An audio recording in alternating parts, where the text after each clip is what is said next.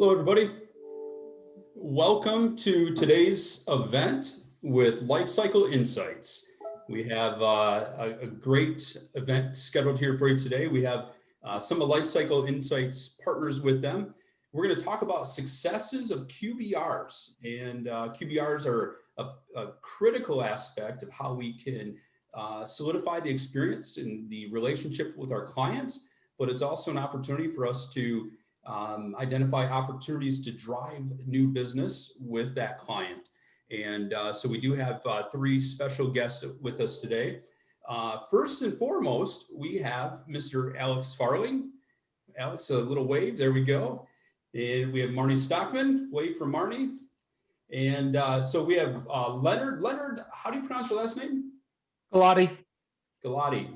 Is just as it spells, so that was an easy one. Mm-hmm. We have William Pote and Kevin Elsing, and we're very excited to get started today. This is going to be recorded, and for all registered attendees, you will get an email within the next 24 hours with a link for being able to share it with other friends in your business, as well as other friends in the industry as well. With that being said, I'm going to just kick it over to Alex to give us an introduction of what we plan to do today. And with that being said, Alex. Sure. So just for those of you who don't know me, my name is Alex Farling. I'm one of the founders of Lifecycle Insights. I owned an MSP for about 16 and a half years and sold it in August to focus fully on helping MSPs improve their sales process and their lifecycle management and their QBR process. So coming to you today, we've brought a couple of our Lifecycle partners with us. Each of them has kind of a unique take on the QBR process, but they all have a few things in common as well. So we want to talk about what really makes for a good quarterly business review and what some folks are doing to customize that to include a little bit of the DNA of their MSP in that process. Because I think one of the things that makes quarterly business reviews work or strategic business reviews work is making them personal, making them your own, so that when you present them and talk about them, they just feel organic. They feel like there's something that belongs in the relationship that you have with your customer. So to that end, I'm going to go around the room and let these folks introduce themselves. They can tell you a little bit about themselves and their MSP, and then we'll get into the QBR topics. So we'll start with Marnie, who is one of the business partners in Lifecycle Insights. Hi, nice to see everybody.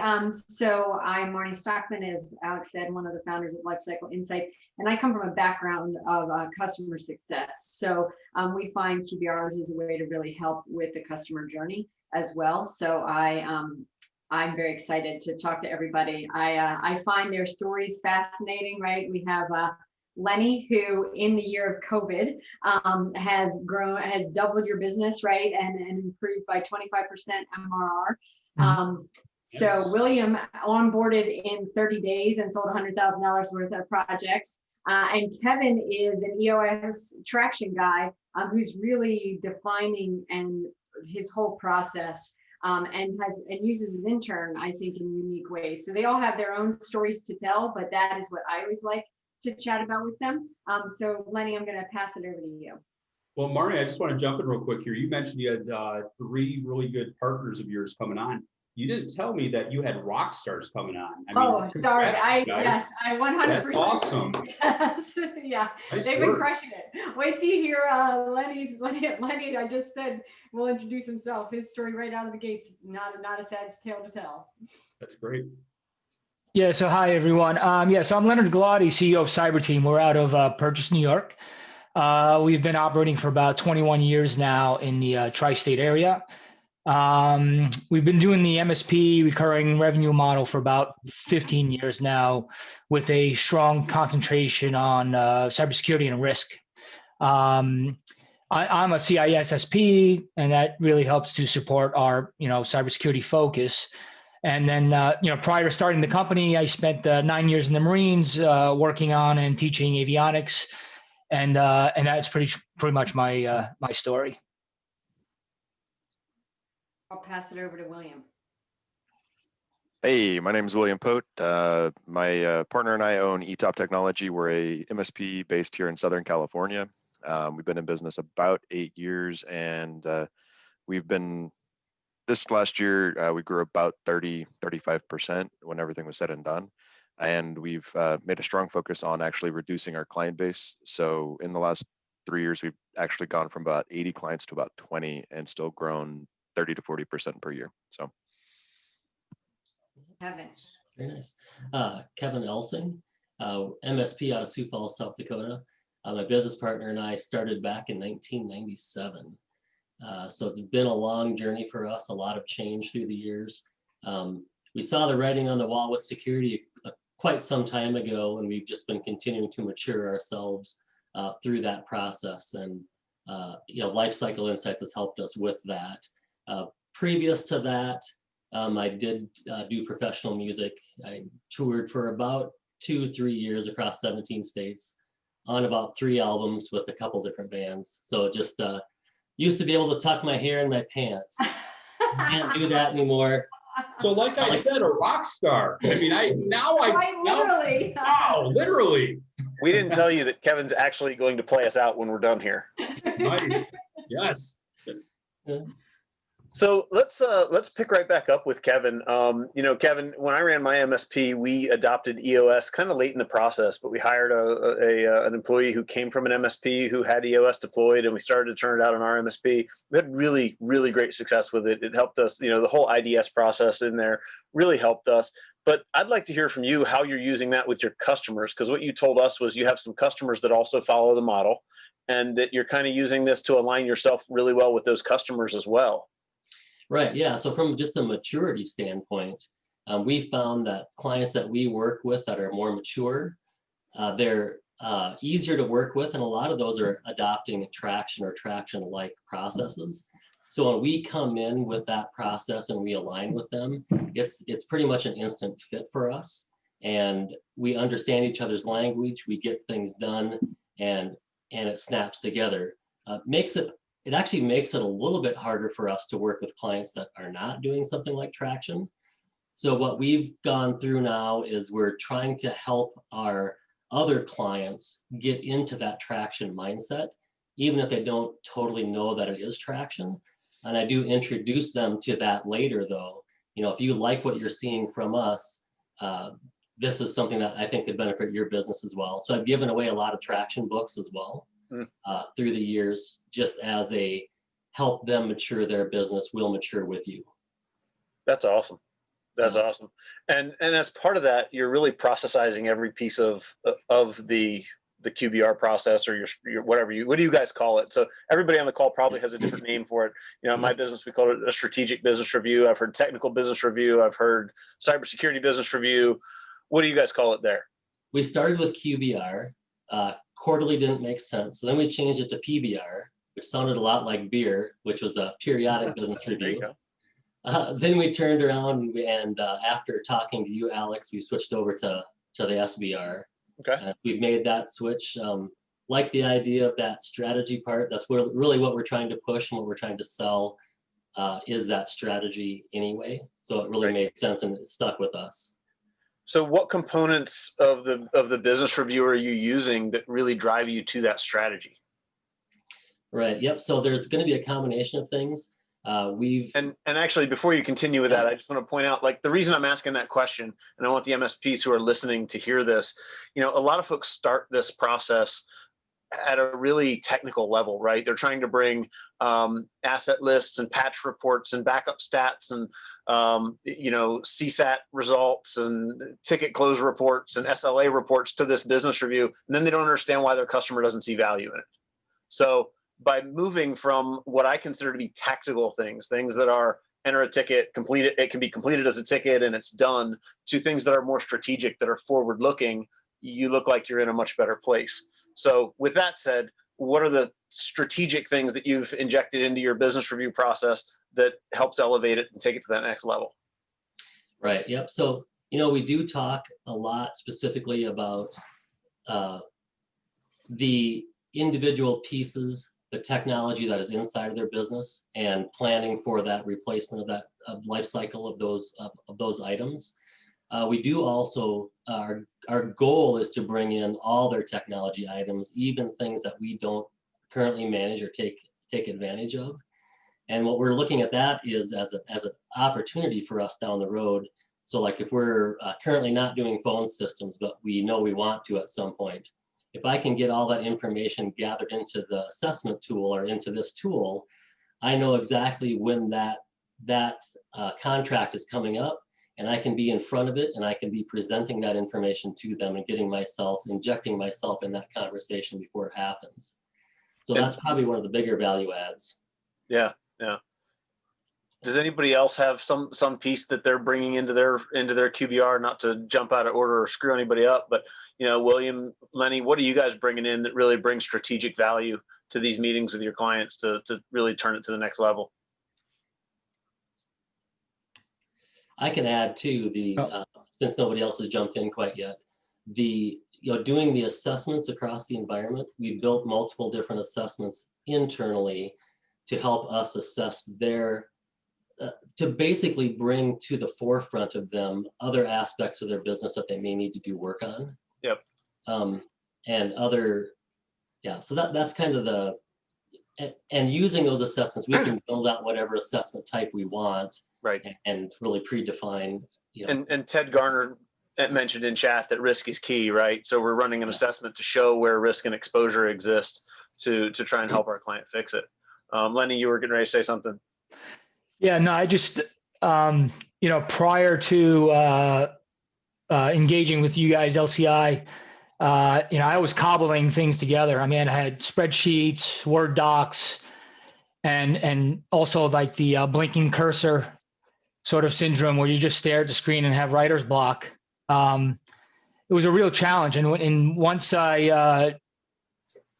it was all in one weekend, actually. I tested the platform and I was on with Marnie going back and forth that weekend. And on Monday, I was already onboarded and ready to rock and roll. It was that easy to get into it and start just producing. But the real beauty is that, all the documents that you need to bring to, let's call it a QBR, are right there in the system. Like, you don't have to dream it up. You just have to utilize it. The project roadmaps, the assessments, budget forecasting, and the asset management. So it's almost turnkey. Yeah. But Williams has an interesting story because he started with us and literally onboarded in a weekend and was delivering QBRs almost immediately. I was in the middle of my kind of an annual review. So like the October, November timeline. And I probably was 7 or 8 in.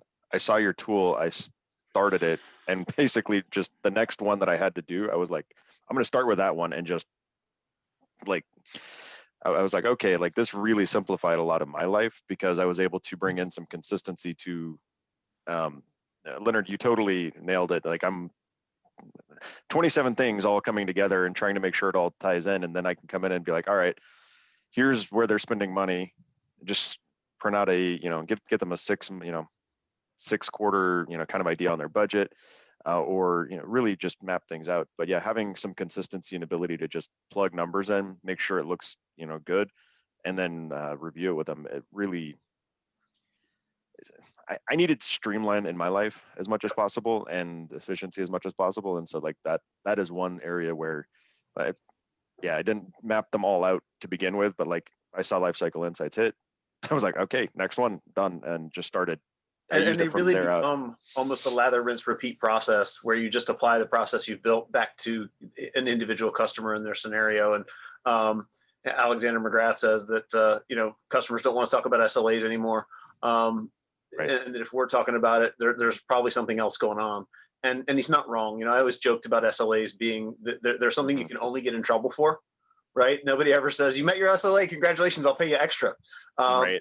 So seriously. We never talked about them. We avoided them at all costs. If somebody's talking about SLA, they're already ticked off, and you're probably having the wrong conversations with them. But one of the things that I learned early on from one of our first partners was that we needed to have an agenda that we could send over to clients. And Kevin kind of worked with me to customize an agenda that works with the EOS system. Do you want to talk a little bit about how you're using that agenda, Kevin? Yeah, so basically we're following that process straight through. So if you're not familiar with the EOS process, you can customize it somewhat the way you want, but basically it's a formal structure on how you conduct a meeting, how much time you're going to spend in each area, and actually what you're going to talk about in each area. So, you know, Alex and Marnie, I've been talking to them about getting a build out that's actually interactive with the client, so we can actually share that.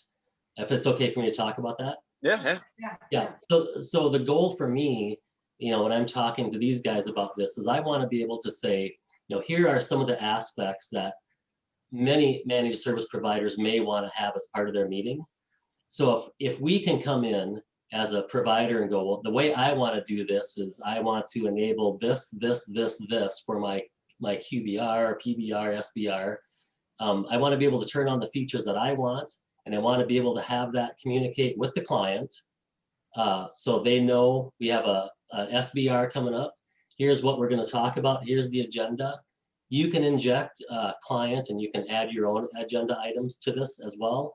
And while we're at it, let's use this tool to agree upon a time that we're gonna execute this.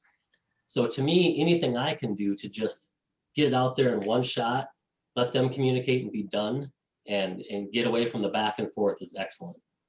And one of the best things about an agenda is getting a feedback from your client, right? So that, you know, when you go to have this meeting, you're having a meeting that they, number one, going into it, they see value because they go, oh crap, he's going to do a full cybersecurity review for me and tell me where I've got problems. And I watch the news, so I know about SolarWinds and I know I need cybersecurity.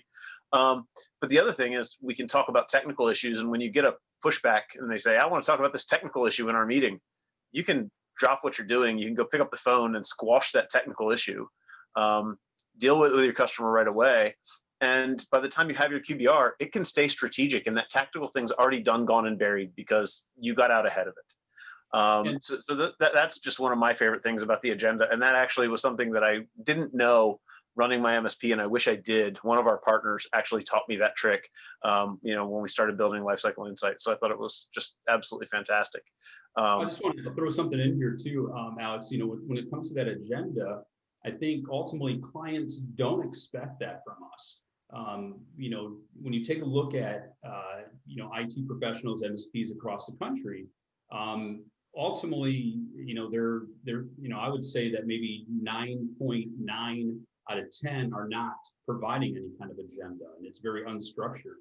And so, you know, talk about an incredible way to exceed expectations, to solidify the relationship, and to, you know, prove even more why they made the right decision in selecting you. Yeah.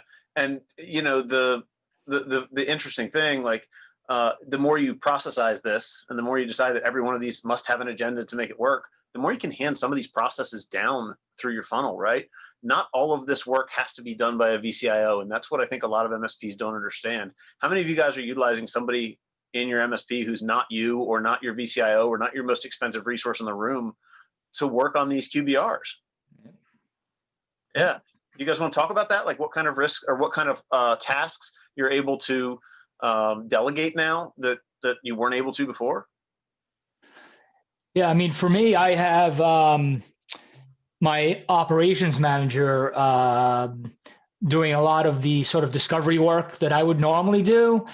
Maybe, you know, proofing the assets that are there, whether they're active or inactive.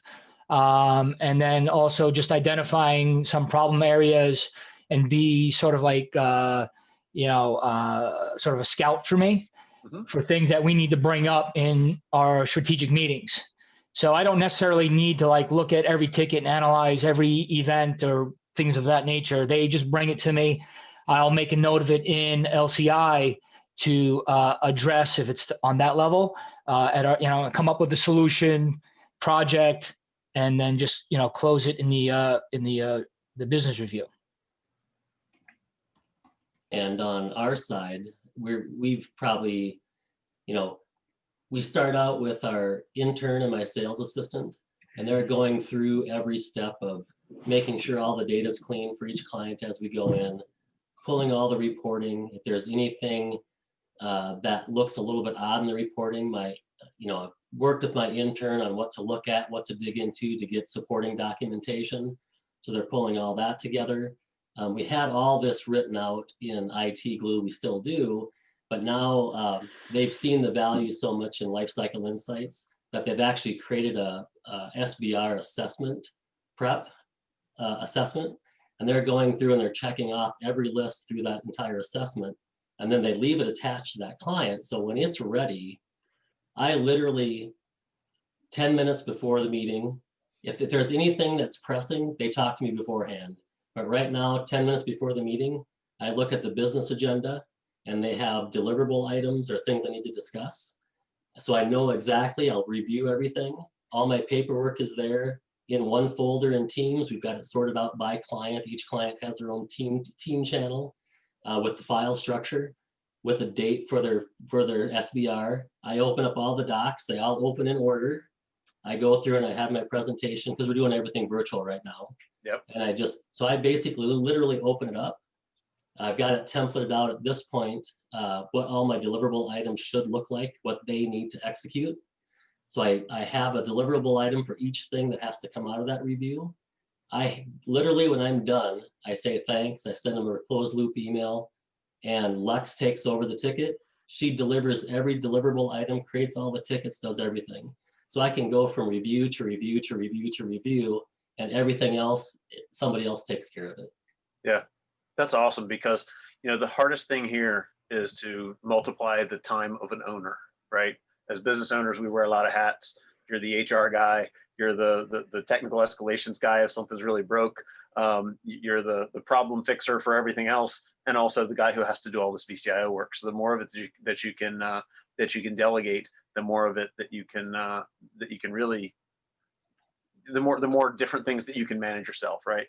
I would love to interrupt on that delegation piece for just a second, because we do absolutely have rock stars on the call. So to be fair, they all ramped up very quickly. But Kevin, you did mention data cleanup, and I know your intern almost as well as I know you, right? Because he will ask questions about it. So I would love to hear all of your takes on what data cleanup it did, because that is something we present you right out of the gate. If your data is bad, we put a big red number at the top and say, it's not clean enough. I can tell Alex wants to jump in. Well, and just I'd like to hear around the room too. What did your data start looking like, right? Because I know when we started building this, I was running in ConnectWise, and I thought my data would be pretty good. It stunk. And then we went to this, big dollar MSP over in Baltimore that was kind of one of my buddies from a ConnectWise peer group. And I was like, oh, he's way bigger than me. He'll have his act together. His life will be great. His data was worse than mine.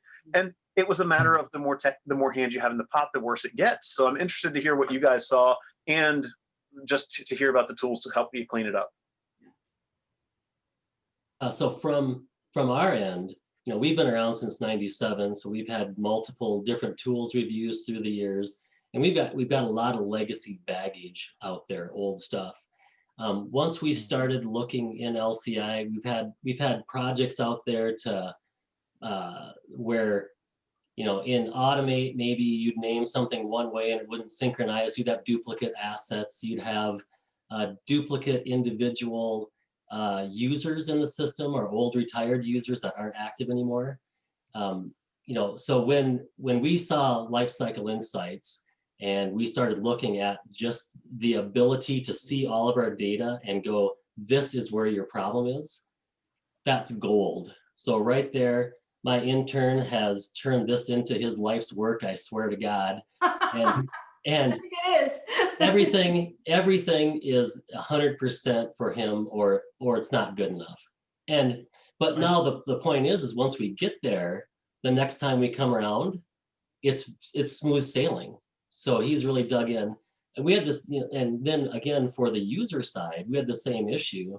So now that we have that same concept in the platform of the users, and we can see IT Glue users versus Office 365 users, who has licensings, who doesn't, and that all ties right into our tenant. That's invaluable as well. And then to even go a step further, I can turn around and I can expose those areas to my more mature clients, and I can create a login for them, and I can show them, here's all your users, here's your licensing, here's all your assets, here's your budget forecast. You can build it out yourself if you like.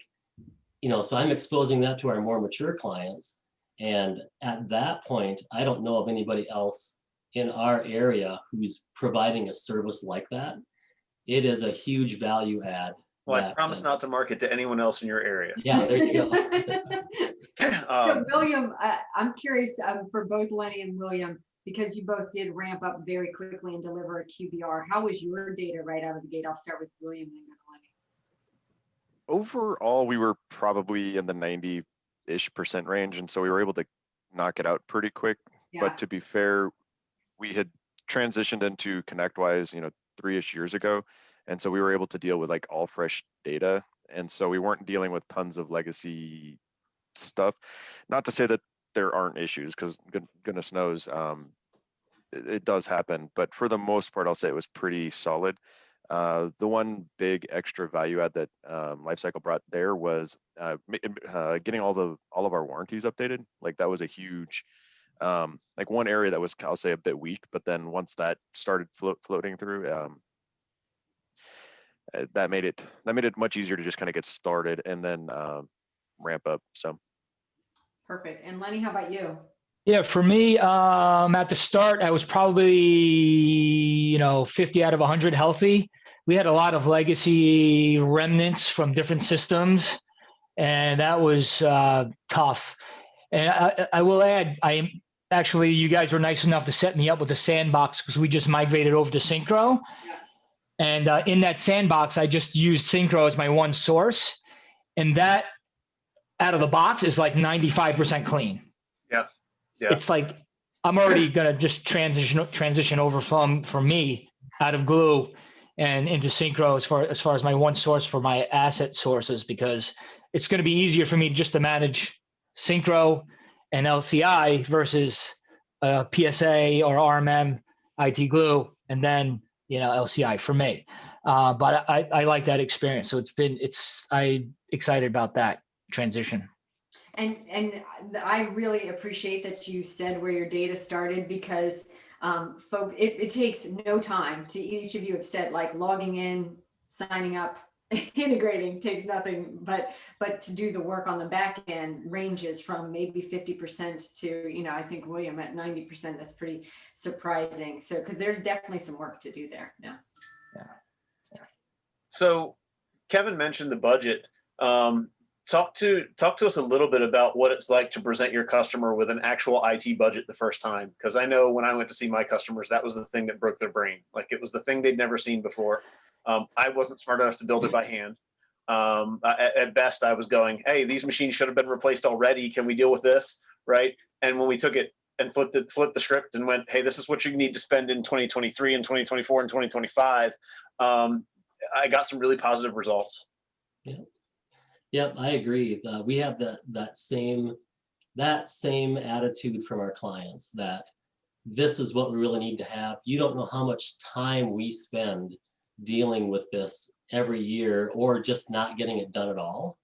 And for us to bring that to the table, especially if you've got somebody in their accounting department in the room, they're like, these guys need to stay here because they've saved me all this time. So we're presenting extra value to them. So you'll have another person in that organization fighting for you to stay there. And for the accounting guy, you can export it as a CSV, just saying. Yeah, right. But, I want to throw one thing out too. I'm going to go back to my 9.9 out of 10. 9.9 out of 10, SMBs do not have a budget for their IT. And what's amazing is it is one of the, outside of labor, of human, it is one of the largest tools that helps their businesses work. If they don't have technology, they can't operate. And the fact that they don't have it budgeted is boggling. But by putting this together for them, it really is amazing to see clients, like you said, blown away by, like, holy cow. I mean, you are doing something that's going well beyond the technical aspect, and you're moving over to the business process and business, and the value there is incredible. Right. Yep. And I talk about operational maturity as well. And just the more operationally mature our clients are, they're going to find, I talk a lot about our experiences through the years and how we've matured and how it has helped our business get better, repeatable, predictable. and they see the results on their side, so they want to learn more from you as well. So I'd like to add to that too. Providing a budget externally for the client, that's great. But let's talk about internally what it does for the MSP.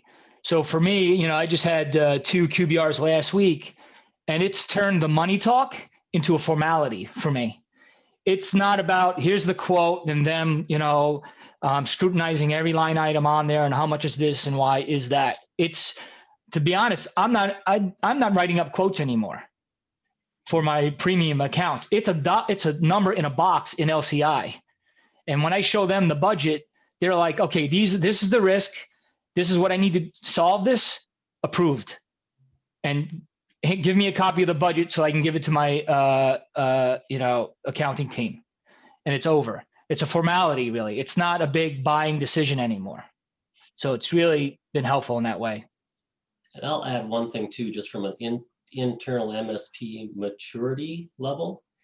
We've got to replace probably, I think, 10 to 12 systems every week moving forward forever for all the managed stuff we have, based on the life cycle that we've set with our clients on when they're going to turn these items over. So I need to be able to not only fit it into their budget and their time frame, I've got to fit all that into our time frame with all of our people. And if I've got certain months that are blowing it out of the water and I don't have the people to do it, I can't do it. So part of this is, maybe that's another idea for you guys in the long run. If you could somehow blend all of our clientele together, I bring them these ideas, and then they just like, but if you could blend all those together, so I know what my commits are for system outlays per quarter, that would be awesome, because then I know if we can do it or not as well. Right. Well, one thing that I like to say is I putting that budget together as well as a hardware rotation plan, I call that the money tree. We are all sitting on money within every one of our accounts. Everybody's focused on, hey, we need more clients. We need more clients. There are so many opportunities to drive additional revenue with the clients we have, to go deep, not wide. And that's huge. And so, like you said, you are queued up for quarters and quarters and quarters. And so, that's going to be coming in. Now, of course, there could be changes. Maybe, they might want to accelerate that schedule because they're having a great year, or maybe they need to slow it down a little bit. But you have that in place, and that is a significant tool. Well, and we always talk with our MSPs as we onboard them to help them establish that cadence with their customer, establish that life cycle with their customer. Like, it's all customizable on the platform. You can go to them and say, hey, I think you should replace every PC every 4 years, but you're going to have that nonprofit who pushes back and says, that's not realistic for me. I need something different. And I see heads nodding. I think everybody, both in our panelists and on the call, the 100 MSPs that are watching, all probably have that same scenario. I know I did. But once you have a starting point, at least you can start to build their plan. And that's one of the big things. But Dan mentioned going wider and deeper into your customers.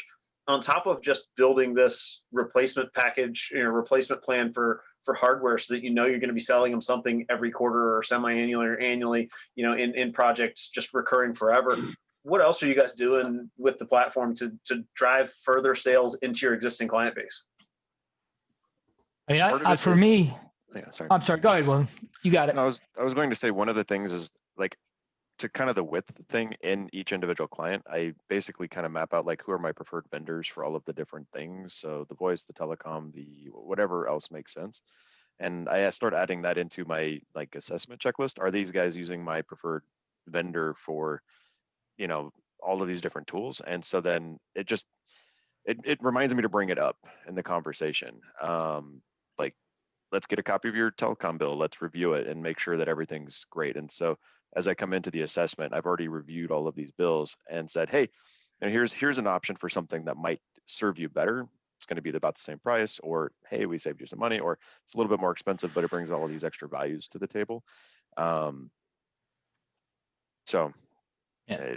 it's that reminder for me to stay on top of it. So Yep. Yeah, for me, as far as like a strategic roadmap, I try to lay out a long-term plan. Like, for example, I have clients, like everybody, who are moving away from on-premise to cloud. And that's not something that, you can snap your fingers and make happen tomorrow. So, certain things you may want to do in stages, and we lay this out in LCI, and the budget will be there when it comes time, because we've already forecasted for that and they've already agreed to it. So it's not a shocker. Like things like strategic planning for taking them to the next level security wise, implementing MFA, single sign-on, password managers, things of that nature is not a thing that you can snap your fingers and do and get good adoption for. So we really have to stage that and do that in a smart way and strategically present that to them so that they buy off on it. Handing them a quote to say, here, $1,000 a month for this, MFA single sign-on solution is not going to, you'll never sell it, or seldomly will. But when it's part of the strategy. So you're using the risk assessment to help sell that through to the customer? Yes. Yep. So it's in the assessment, it's identified as a risk. Here's why.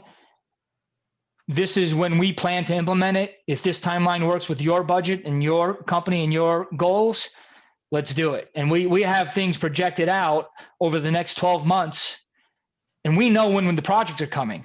So we're prepared.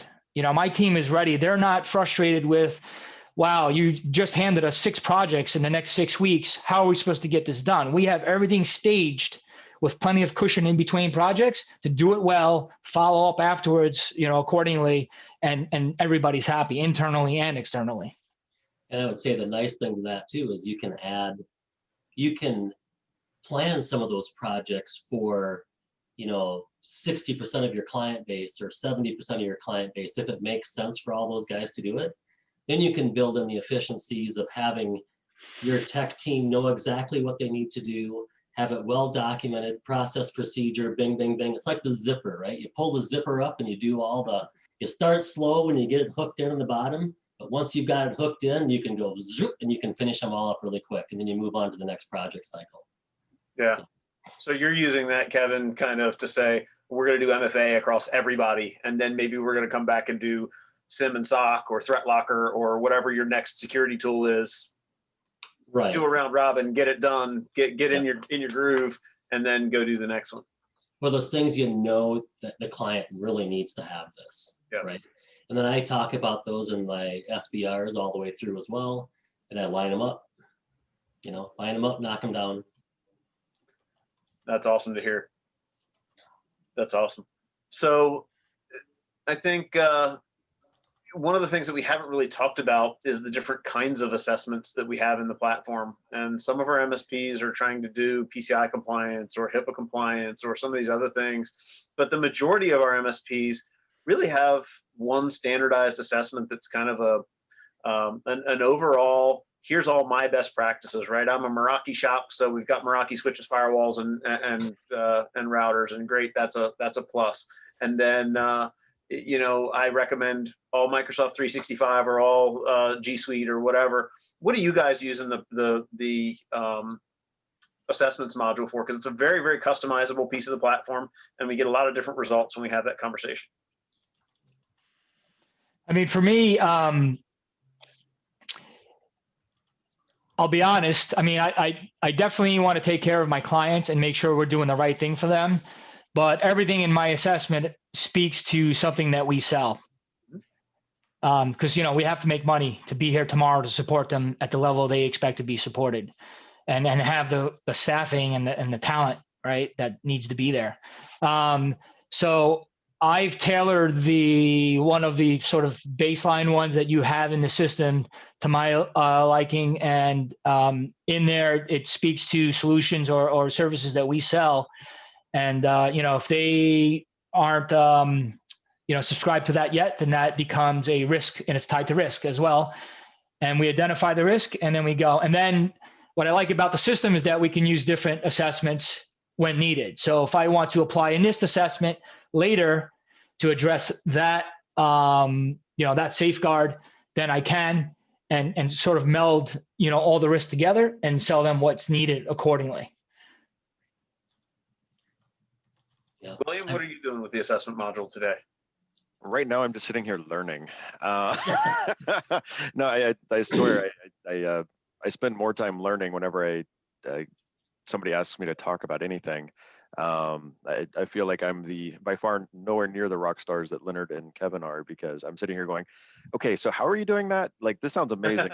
I need to be, I'm going to mute myself and go back and listen to these guys.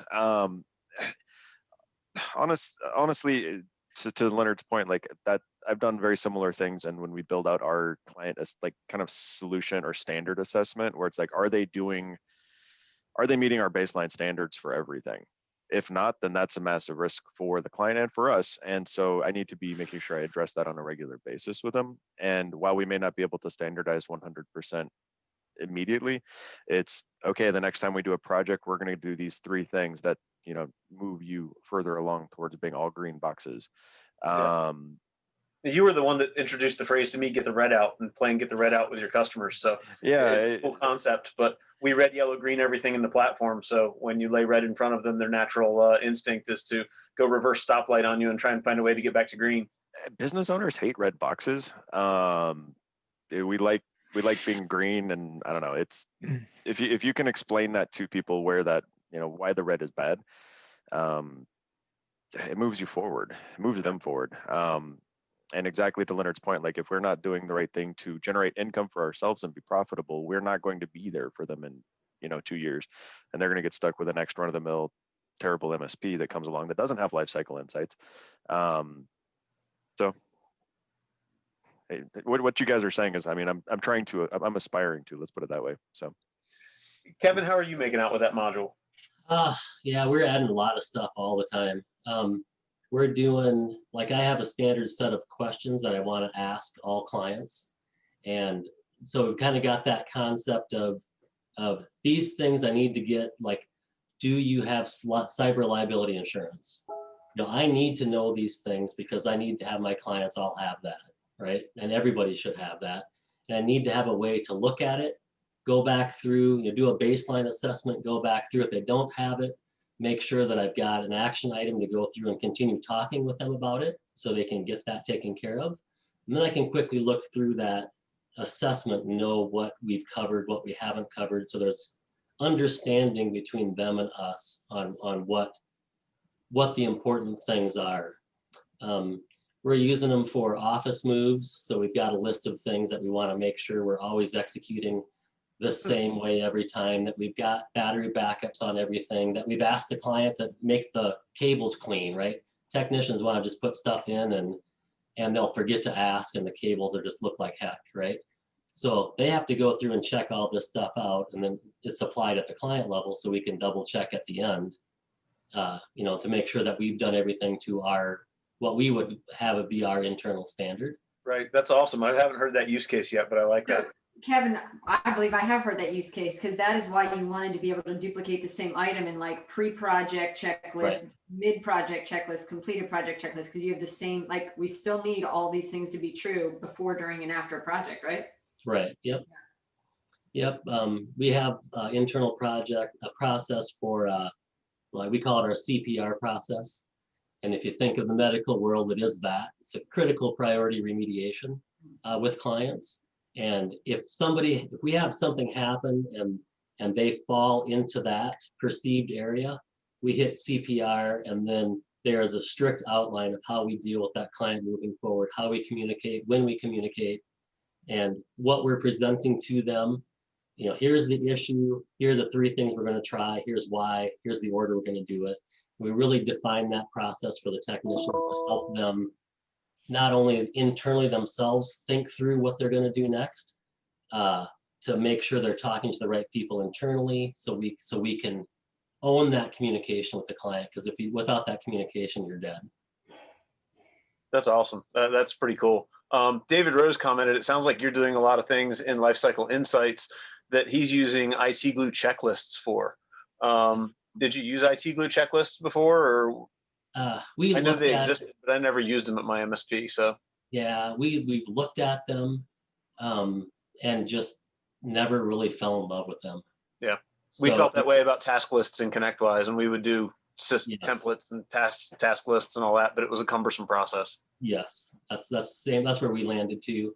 And when that capability came in this product, it was the ease at which we can build and use this is far superior in my opinion.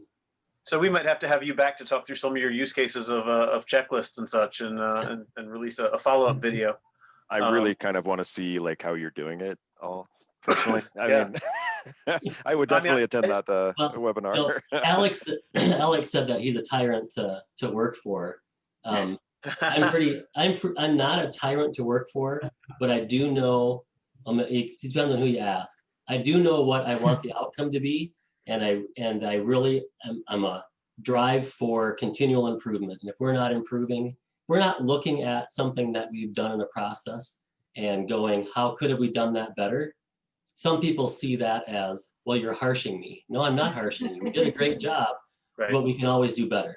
Yep. So that's William, how. I am putting Kevin on the list for one of our Friday workshops. So We'll make him come tap normally in. show up. You might be presenting at one of them. No, but I think that's why we work so well with Kevin, because the comment that I always ask at the end of all my quarterly business reviews was, did you get value from what we did today?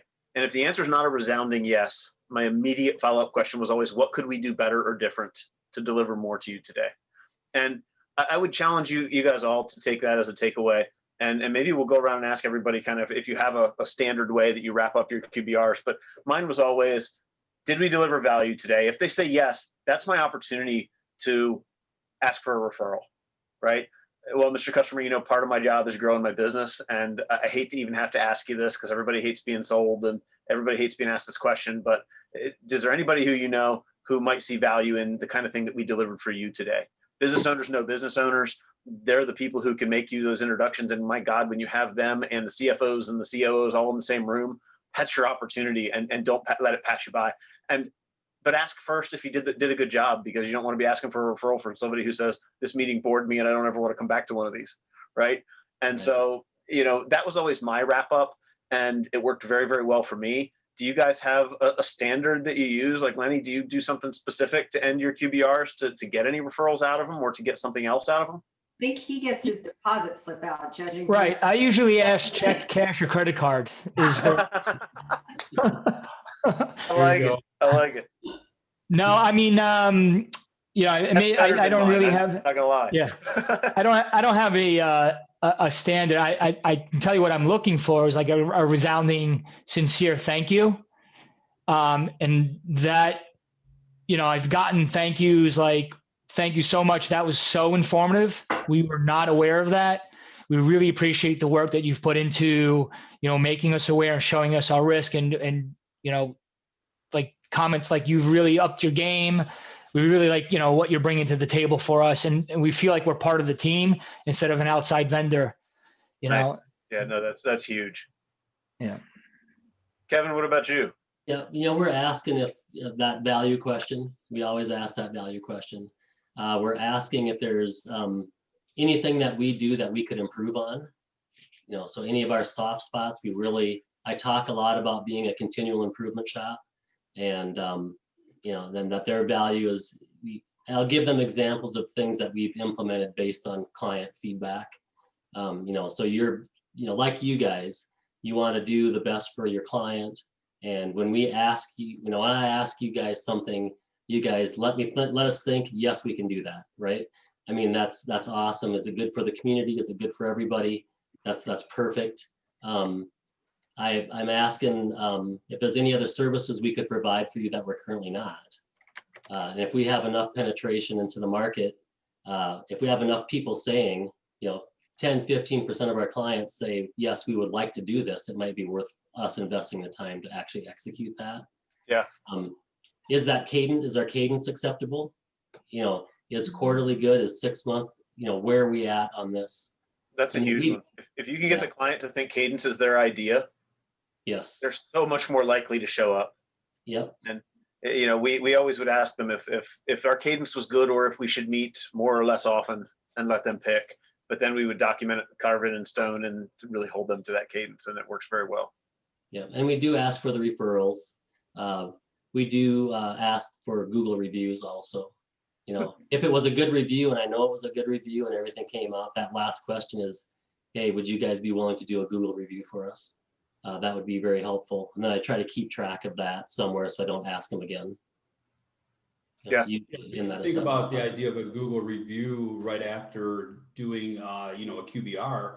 And, if that review is focused on, something higher level, such as this type of review and the business aspect. I mean, that's a huge review, a tremendous review that we would all love, right? Yep. Right. Yeah. Yeah. William, what about you? What are you closing out your QBRs with? I apparently not nearly as structured as I should be. So I know what I'm going to be closing it out with. So again, I appreciate getting to be a participant and an attendee in this excellent way. Well, yeah, but you launched this really, really strong, and you went out and made a good chunk of money with it the first couple of weeks, right? How long was it before we gave you an ROI on what you were spending on Lifecycle? I mean, like Tuesday. So you were still free trialing, I'm pretty sure. Yeah, no, I'm pretty sure I was still in the demo and I was making money on it. I mean, to that point, like this year we grew 30, like I said, 30+%, and we added one client. Yeah. Most of our value, most of our increased income has come from just talking to our clients.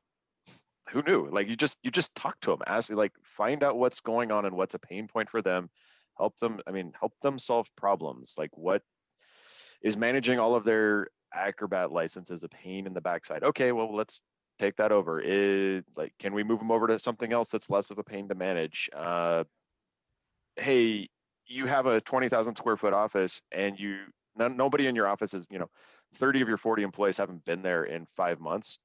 Can we transition to a different platform, so that way they're not logging into a computer at the office, they're taking home laptops. Like we just wrapped up a project like that where a client's being able to go from a 20,000 square foot of space to like 4. He's saving so much money on like buildings and it solved a problem for him. And so now his people are way happier. They're all on company equipment at home. They're not connecting through our system to their stuff at the office. They needed to replace everything there anyway. So instead of selling them, 30 desktops, we got them 30 laptops. They just bought a dozen more because they're growing. So like, we're solving problems for them by just trying to be in front of them and talk to them. And yes, the answer is very easily yes. We get an ROI out of it. So the industry trend right now, and guys like Dave Sobel and some of the really smart guys in the industry, if you listen to them, who's the finance guy, Paul Dipple, what they're talking about is the fact that inside your existing client base today, with security becoming what it is, there is a huge opportunity just to go back and engage and sell back into your client base to the tune. The smart guys are saying 30-40% revenue gain. If they're saying that, I just follow suit and go, yeah, smart guy said it, must be true. I think that opportunity exists for everybody. So if you can get on the bandwagon of having yourself those regular touches, regular reviews for your clients, and delivering some value, it can be very, very good for your bottom line. I think we're kind of getting short on time. So to respect that from everybody, I'd like to ask one more question and go around the room. And that is, have any of you guys set New Year's resolutions for yourself or your MSP? And how are you going to follow through on those? We're going to start with Lenny on that one. I like your answer to this. It's the only one I know the answer to. Yeah. So, our goal is to add $3,000 a month in new MRR, and have that pretty much, forecasted or spoken for already. So for an example, this first quarter is already sold. I've already met quota for this first quarter by way of the QBRs I did in December. So I'm not going to sit and just, ride on that. I'm just going to keep trying to get ahead and get the next few quarters sold. All the projects will be planned. My team will be poised and ready to deliver those projects. It's not going to be a rush or, squeezed in there. And I'm sitting in a comfortable position right now where I'm not, worried, and we can just do our jobs. It's amazing how process will set you free like that. Yeah. Kevin, how about you? Well, for us, I want to be focusing more on the right MRR. There are some clients that we have that probably aren't the best. So I know William was talking about trimming some of the fat off of his, or maybe not fat, but something off of his client list to make it a little more profitable. So that's good. Going in with security first. We've been focusing on that for a while, but that's going to be a continuing push because my guess is whether we like it or not as MSPs, there's going to be regulation coming down the line, and we can get ahead of it or we can get pushed into it. So we're taking the vision of trying to be ahead of it. And at the risk of talking politics, we're going to have a regulation-heavy White House. Yeah, that's just something that we need to accept the real world and live in the world we're in. And if we as an industry could get together and put something in ourselves like PCI did, we'd be way ahead. But I don't think we're at that point as an industry where we can all get together and pull it off.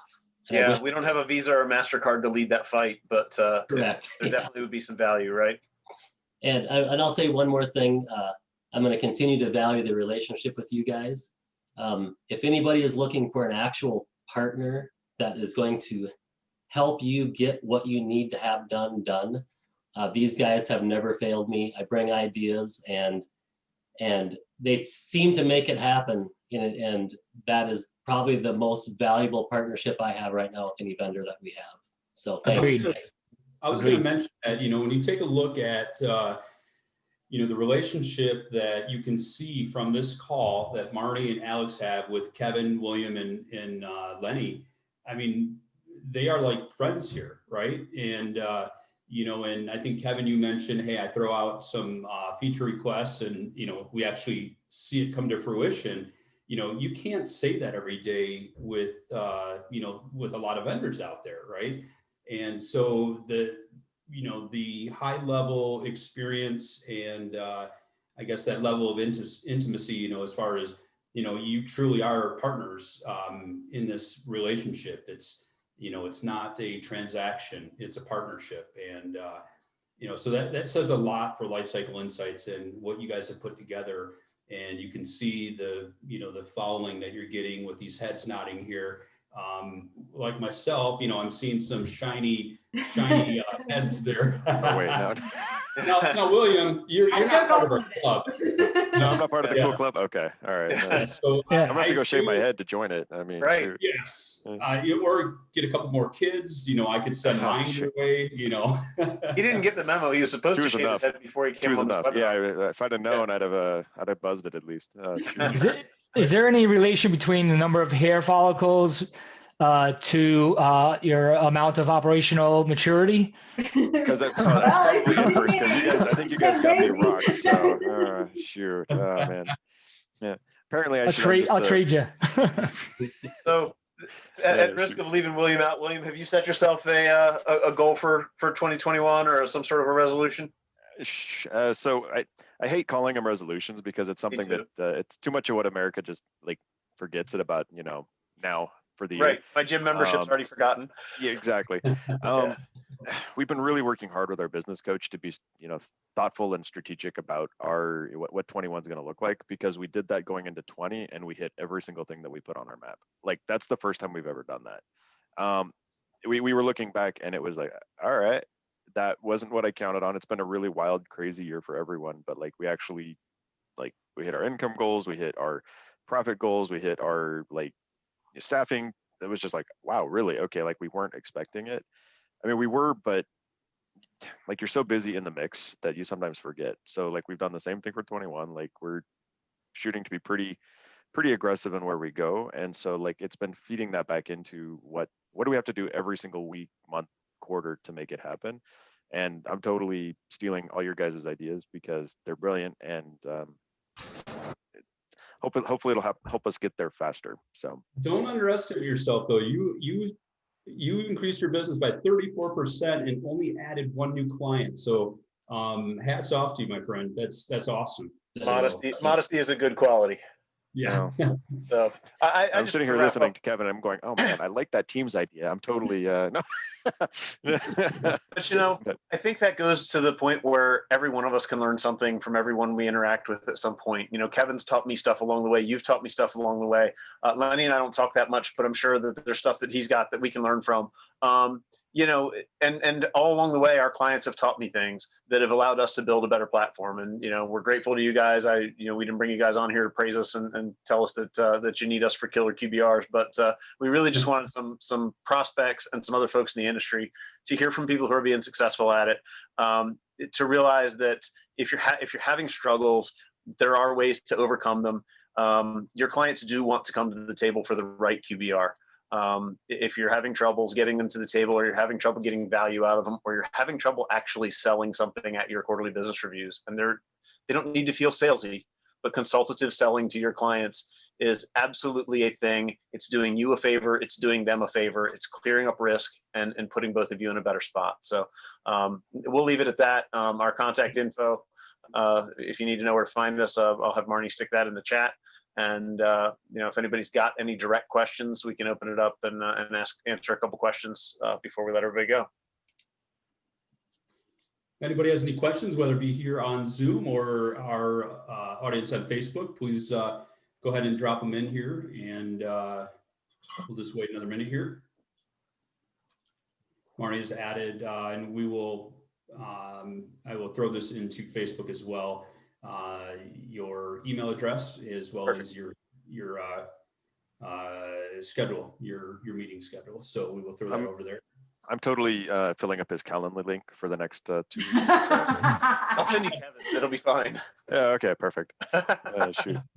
And I am going to throw in the Everything MSP coupon code as well. So, Perfect. so there is the coupon code. It's Everything MSP, where the E and the MSP are capitalized, and that is $50 off for 3 months if you're a first timer to Lifecycle. You should make it $50 more because they're getting so much value out of it. In the first That's 2 months. yes. If you heard all the great things today, we're doubling our price. I mean, seriously, like it's a great value at like 4 or 5 times its price. So Yeah, essentially free.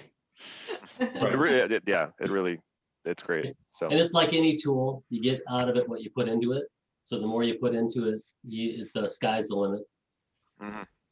Well, yeah, totally. Like hearing what you're talking about, Kevin, I'm like, oh man, I really need to sit and think about it more because I'm like, sorry, I'll stop talking. So Garrett's got a question, which is us versus managed services platform. Like, how's our approach different from theirs? And Garrett, I'll say we have a good number of customers who have used managed services platform in the past. They leave and come to us for a couple of reasons. Managed services platform is very, very deep and very, very powerful.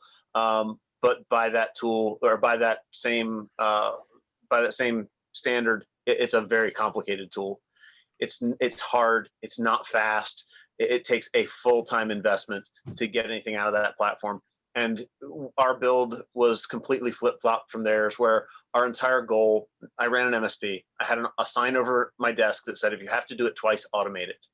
So our goal is to make as many things, is to make use of as much data as you already have in your environment as we can, to eliminate double entry, to streamline how things work so that you can take something that's already known on your asset list and you've already answered in a question and a risk assessment, and just funnel it straight into a project and shove it out the door to the client. And to be able to do that in just a few clicks and deliver that that full process from sales to business review, to risk review, to presenting the things that you know, like assets and users and the facts that back it all up. I think we're the only platform that really takes it full circle, from things that you know to things that you've discovered and assessed, and being able to deliver it in a sales-friendly platform. So a lot of time to say that. And I haven't used managed services platform, but I can speak to being a very short attention span person. And so like if I'm able to successfully use Lifecycle Insights, like from that account management and sales perspective, like it has been very straightforward and easy for me to get going. Like I need something that I can do in like 20-minute blocks because I'm very squirrel oriented. So if it's very easy to get up and running. Like seriously, I had a QBR scheduled for like Tuesday, and I started it on the weekend, and I was pretty much good to go. Cool. And Jessica put in the chat. Oops, sorry. Go ahead. No, go ahead, Marnie. You said I was something gonna about say, that. Jessica put in the chat, will there be any upcoming webinars like this in the near future? So Dan, I think you should put the Facebook group link in there. I think I Yeah. probably could figure it out. It's facebook.com/everything MSP if I'm taking a wild stab at it, but. That would the- probably be valuable to Robert as well, because he was asking about a recording for this. So let's get your link out there so everybody knows where to find you. And Dan's group has calls every Wednesday and Friday, and many of us are occasionally on there. Yeah, Dan, if you want to take a second and plug that, that'd be awesome. Yeah, every Wednesday and Friday, like Marty mentioned, we have we call it the Build It Better MSP group, and there's no cost to join. If you go to the Facebook group, which I included a link in there, you can join our group, and there's a lot of active discussion every day about various challenges, various successes, and so on. And then we have regular, like I said, the regular calls every Wednesday and Friday at 12 noon Eastern time. So definitely check us out there. You can also go to everythingmsp.com, and we do list out any events that we have coming up. And you can also, register for the weekly Zoom calls on that as well. With that being said, there will be a recording going out, and there we go. Talon threw out the Build It Better link, so you can register for those weekly calls. Thank you, Talon. And there will be a recording that will be going out within the next 24 hours. It'll probably be tomorrow morning. And so everybody that registered, so you can share it with other people within your organization or other MSP friends that you have. And so Marnie, Alex, we got Letty, William, Kevin. I want to thank each and every one of you guys today for a very engaging and thought-provoking conversation. So a lot of great information that was shared today. And that's the beauty of our channel, our industry, is that we have a great group of people in the channel that want to help each other out and share. So that's awesome. So with that being said, I want to thank everybody for joining us today, and we will see you guys all soon. Take care, everybody. We'll do the good old wave. Thanks for hosting. Thanks, Dan, and thanks, Talon, for everything you did in the back to make it all work. Thanks so much, guys. Thank you. Have a great one, you guys. Thanks for coming, guys. Yeah. You got it. Bye-bye.